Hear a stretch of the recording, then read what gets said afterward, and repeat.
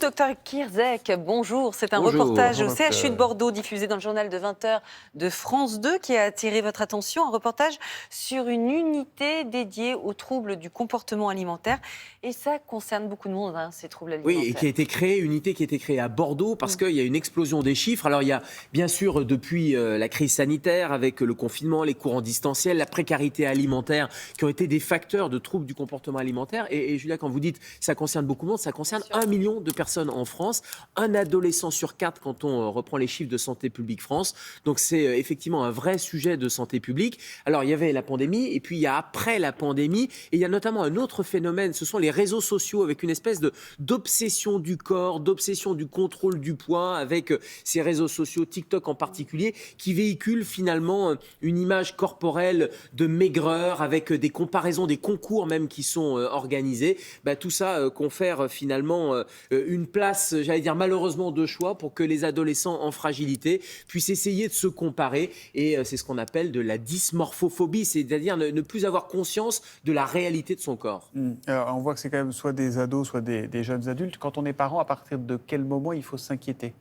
Alors, on s'inquiète, alors même si c'est plutôt les adolescents et notamment l'anorexie, la période 14-18 ans, qui est le pic un peu de fréquence. La boulimie, c'est un peu plus tardif.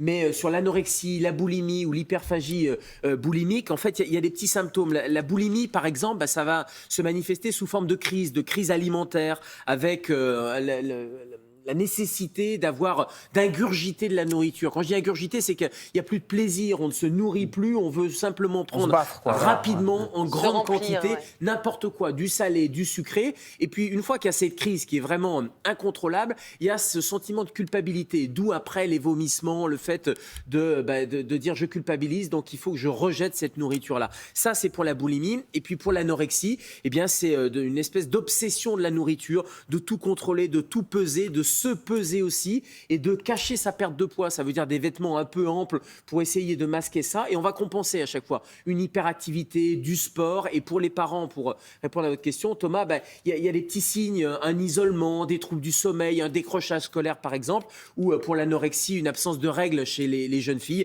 Tout ça, ça doit pousser à se poser des questions. Une toute petite question, c'est quoi la différence entre la boulimie et l'hyperphagie boulimique ?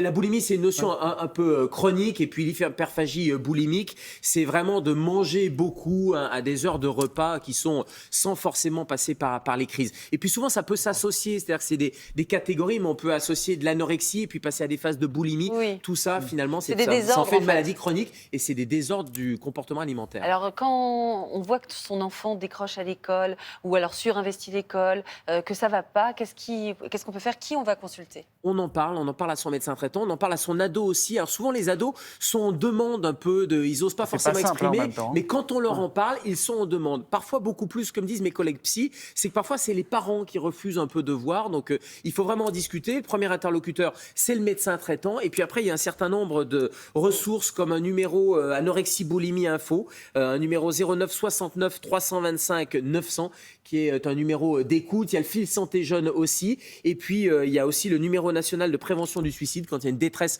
psychologique, le 31 14. Et puis, il faut savoir que dans chaque département, il y a des maisons des adolescents. Donc là aussi, on peut trouver. Et c'est une ressource intéressante. Mais quand on ne sait pas, on pose la question à son médecin traitant. Ce sont des numéros anonymes, gratuits. Bien sûr, c'est anonyme, gratuit. Il n'y a pas de problème.